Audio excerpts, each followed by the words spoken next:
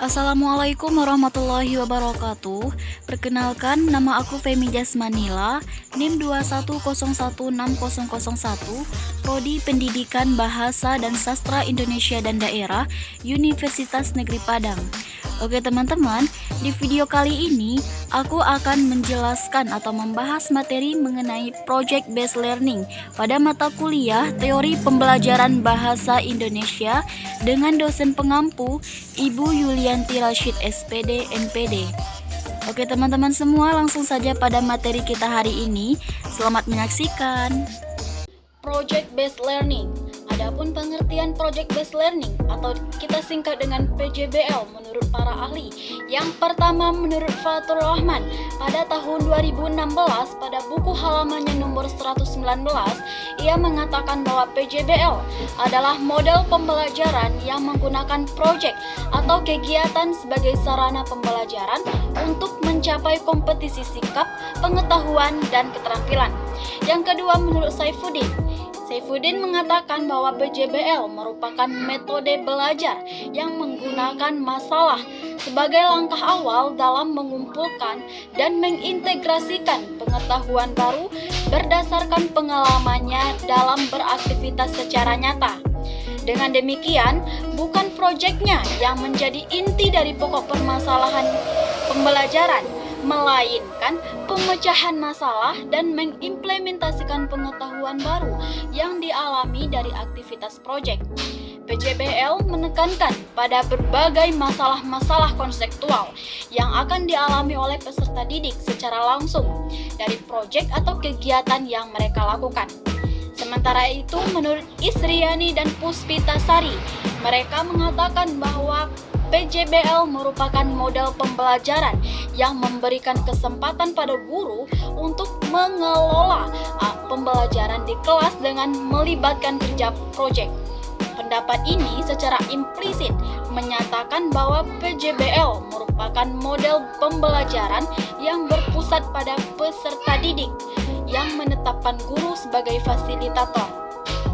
Nah, dari ketiga pendapat para ahli tersebut dapat disimpulkan bahwa PJBL adalah model pembelajaran yang berpusat pada siswa yang berangkat dari latar belakang masalah dalam mengerjakan suatu proyek atau aktivitas nyata yang akan membuat siswa mengalami berbagai kendala-kendala konseptual sehingga siswa harus melakukan investigasi dalam pemecahan masalah agar mereka dapat menyelesaikan proyeknya masing-masing sehingga mereka dapat mencapai kompetisi sikap baik pengetahuan serta keterampilannya. Selanjutnya, karakteristik Project Based Learning. Model pembelajaran Project Based Learning atau PJBL mempunyai karakteristik yang membuat guru menjadi fasilitator untuk memberikan permasalahan berupa proyek yang harus diselesaikan oleh peserta didik. Hal ini kemudian membuat peserta didik harus merancang proses dan kerangka kerja untuk membuat solusi dari permasalahan tersebut. Adapun karakteristik Project Based Learning menurut Daryanto dan Roharjo adalah yang pertama, peserta didik membuat keputusan tentang sebuah kerangka kerja. Yang kedua, adanya permasalahan atau tantangan yang diajukan kepada peserta didik. 3. Peserta didik mendesain proses untuk menentukan solusi atau permasalahan dan tantangan yang telah diajukan sebelumnya. Kemudian, peserta didik akan berkolaboratif atau bekerja sama, bertanggung jawab untuk mengakses dan mengelola informasi untuk memecahkan suatu permasalahan. Yang kelima, ada proses evaluasi yang dijalankan secara kontinu. Dan yang keenam yaitu peserta didik secara berkala melakukan refleksi atau aktivitas yang sudah dijalankan. Yang ketujuh, produk akhir aktivitas belajar akan dievaluasi secara kualitatif. Dan yang kedelapan adalah situasi pembelajaran sangat toleran terhadap kesalahan dan perubahan. Selanjutnya, kelebihan dan kekurangan dalam Project Based Learning. Adapun kelebihan based learning ini menurut Daryanto dan Roharjo adalah yang pertama, yaitu dapat meningkatkan motivasi belajar peserta didik serta mendorong kemampuan mereka dalam melakukan pekerjaan penting. Oleh sebab itu, mereka perlu untuk dihargai. Yang kedua, dapat meningkatkan kemampuan pemecahan masalah. Nah, dari kemampuan tersebut akan membuat peserta didik menjadi lebih aktif dan berhasil memecahkan problem-problem kompleks atau permasalahan dalam proyeknya. Yang keempat yaitu dapat meningkatkan kolaborasi atau bekerja sama antar kelompok, baik itu peserta didik dengan peserta didik lainnya ataupun peserta didik dengan gurunya. Yang kelima, dapat mendorong peserta didik untuk mengembangkan dan mempraktekkan keterampilan komunikasinya. Selanjutnya, dapat meningkatkan keterampilan peserta didik dalam mengelola sumber dan dapat memberikan pengalaman kepada peserta didik pembelajaran dan praktik dalam mengorganisasikan proyek dan membuat alokasi waktu dan sumber-sumber lainnya seperti perlengkapan untuk menyelesaikan tugas.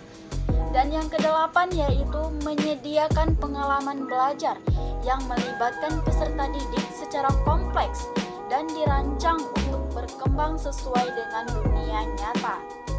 Yang ke-9, membuat suasana belajar menjadi lebih menyenangkan, baik itu peserta didik maupun pendidiknya. Selanjutnya, kelemahan PJBL menurut Widya Sworo.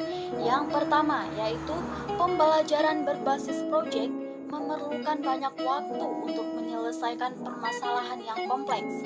Kedua, banyak orang tua peserta didik yang merasa dirugikan karena menambah biaya untuk memasuki sistem baru.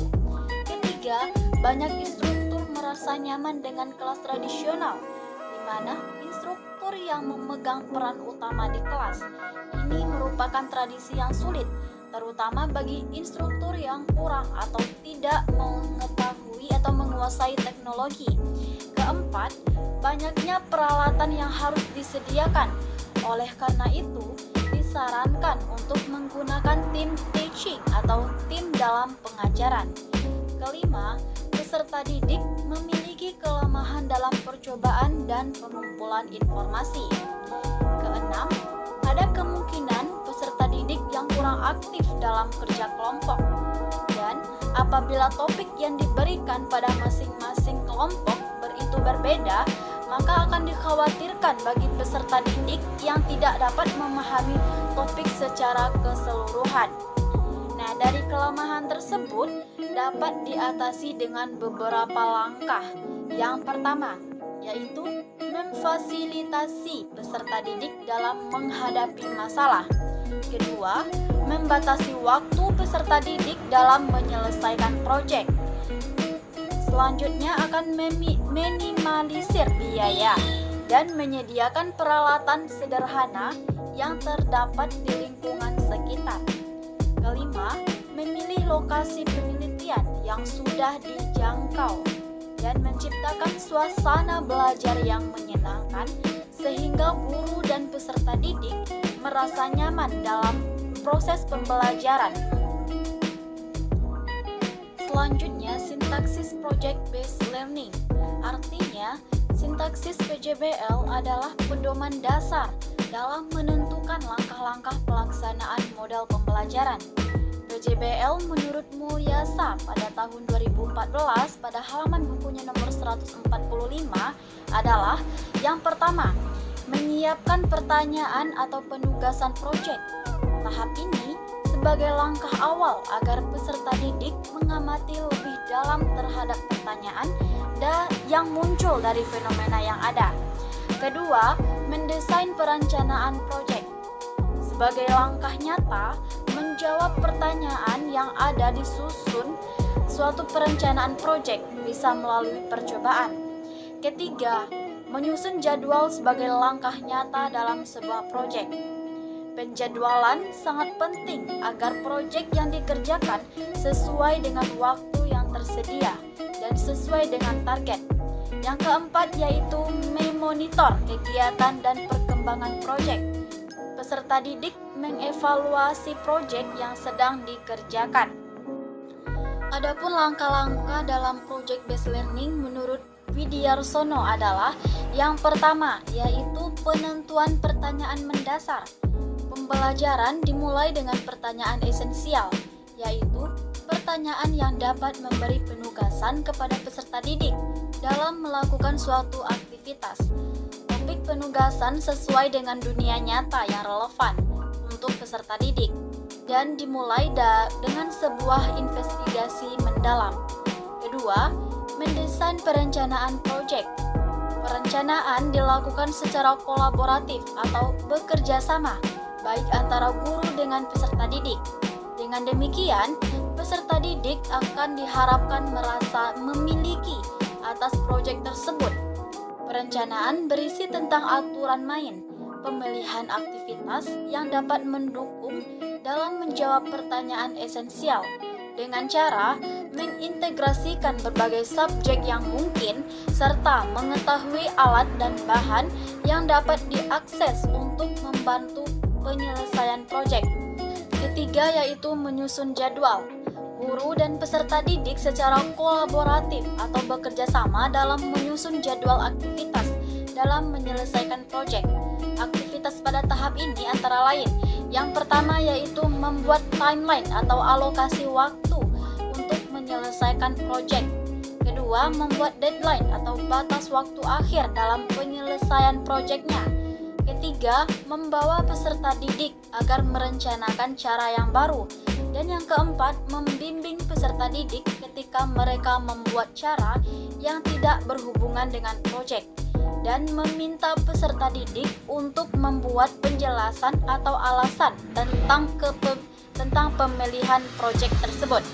Kemudian, pedoman yang keempat yaitu memonitor peserta didik dan mengajukan proyek. Guru bertanggung jawab untuk melakukan monitor terhadap aktivitas peserta didik selama menyelesaikan proyek. Monitoring dilakukan dengan cara memfasilitasi peserta didik pada setiap proses. Dengan kata lain, guru berperan menjadi mentor bagi aktivitas peserta didik. Agar mempermudah proses monitoring, dibuat sebuah rubrik yang dapat merekam keseluruhan aktivitas yang penting. Pedoman yang kelima yaitu menguji hasil. Penilaian dilakukan untuk membantu guru dalam mengukur ketercapaian standar, berperan dalam mengevaluasi kemajuan masing-masing peserta didik, memberi umpan balik tentang tingkat pemahaman yang sudah dicapai peserta didik. Kemudian, dapat membantu guru dalam menyusun strategi pembelajaran berikutnya. Pedoman yang keenam adalah mengevaluasi pengalaman. Pada akhir pembelajaran, guru dan peserta didik melakukan refleksi terhadap aktivitas dan hasil proyek yang sudah dijalankan. Proses refleksi dilakukan baik secara individu maupun kelompok. Selanjutnya, pedoman bimbingan dalam Project Based Learning atau PJBL. Salah satu kendala utama dari PJBL adalah peserta didik kebingungan dan mengalami kesulitan dalam percobaan, pengumpulan informasi, atau tahap pengerjaan proyek yang lainnya.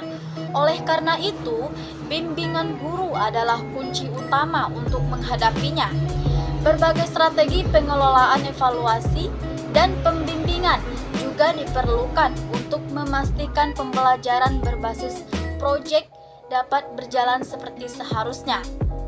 Menurut Isriani dan Puspitasari pada tahun 2015 pada buku halamannya nomor 132 sampai 134, dalam membimbing peserta didik pada pembelajaran Project Based Learning, ada beberapa hal yang perlu diperhatikan dan dijadikan pijakan tindakan, yakni yang pertama yaitu keautentikan. Maksudnya, kita harus memastikan keaslian dan kesahihan pembelajaran yang terjadi dalam mengerjakan proyek.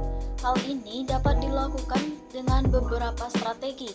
Yang pertama yaitu mendorong dan membimbing peserta didik untuk memahami kebermaknaan dari tugas yang dikerjakan. Kedua, merancang tugas peserta didik sesuai dengan kemampuannya sehingga ia mampu menyelesaikannya tepat waktu. Ketiga, mendorong dan membimbing peserta didik agar mampu menghasilkan sesuatu dengan tugas yang dikerjakannya. Yang kedua, ada ketaatan terhadap nilai-nilai akademik. Ketaatan terhadap nilai-nilai akademik dapat memastikan peserta didik belajar secara maksimal dan bernilai berdasarkan cara belajar yang terarah. Hal ini dapat dilakukan dengan beberapa strategi, yaitu pertama, mendorong dan mengarahkan peserta didik agar mampu menerapkan berbagai pengetahuan atau disiplin dalam menyelesaikan tugas yang dikerjakannya. Kedua, merancang dan mengembangkan tugas-tugas yang dapat memberi tantangan pada peserta didik untuk menggunakan berbagai metode dalam pemecahan masalah. Ketiga, yaitu mendorong dan membimbing peserta didik untuk membantu berpikir tingkat tinggi dan memecahkan masalah. Poin yang ketiga yaitu belajar pada dunia nyata. Konteks dunia nyata yang abad ini selalu berbasis proyek adalah salah satu keunggulan utama dari PJBL. Oleh karena itu, memastikan peserta didik belajar pada dunia nyata adalah suatu keharusan. Hal ini dapat dilakukan dengan beberapa strategi, yaitu pertama, mendorong dan membimbing peserta didik untuk mampu bekerja sama pada konteks permasalahan yang nyata yang ada di masyarakat. Kedua, mendorong dan mengarahkan agar peserta didik mampu bekerja sama dengan situasi organisasi yang menggunakan teknologi tinggi. Ketiga, mengarahkan dan mendorong agar peserta didik mampu mengelola keterampilan pribadinya. Poin yang keempat yaitu aktif mandiri. PJBL adalah pembelajaran yang terpusat pada peserta didik. Oleh karena itu, keaktifan dan kemandirian masing-masing siswa adalah hal yang harus dijaga. Hal ini dapat dilakukan dengan beberapa strategi, yaitu pertama, mendorong dan mengarahkan peserta didik agar dapat menyelesaikan tugasnya sesuai dengan jadwal yang telah dibuatnya. Kedua, mendorong dan mengarahkan peserta didik untuk melakukan penelitian dengan berbagai macam metode, media, dan berbagai sumber. Ketiga, mengarahkan dan mendorong peserta didik agar mampu berkomunikasi dengan orang lain, baik melalui presentasi ataupun media lainnya. Poin yang keempat yaitu hubungan dengan ahli. Dalam PJBL yang melibatkan eksperimen dan studi pustaka, peserta didik harus sudah lebih sadar akan sumber yang dikemukakan oleh para ahli. Strategi yang dapat diterapkan untuk meningkatkan hubungan dengan ahli adalah yang pertama, yaitu mendorong dan mengarahkan peserta didik untuk mampu belajar dari orang lain yang mewakili pengetahuan yang relevan. Kedua, yaitu mendorong dan mengarahkan peserta didik berdiskusi dengan orang lain atau temannya dalam memecahkan masalah. Yang ketiga, yaitu mengarahkan dan mendorong peserta didik untuk mengajak atau meminta pihak luar untuk terlibat dalam penilaian untuk kerjanya. Yang kelima yaitu melakukan penilaian. Penilaian tidak dapat dilakukan pada evaluasi akhir saja. Kita juga harus memastikan bahwa siswa dapat menilai sendiri hasil pekerjaannya agar proyek yang mereka kerjakan selesai dengan hasil yang lebih baik. Upaya penerapan dapat dilakukan dengan beberapa strategi.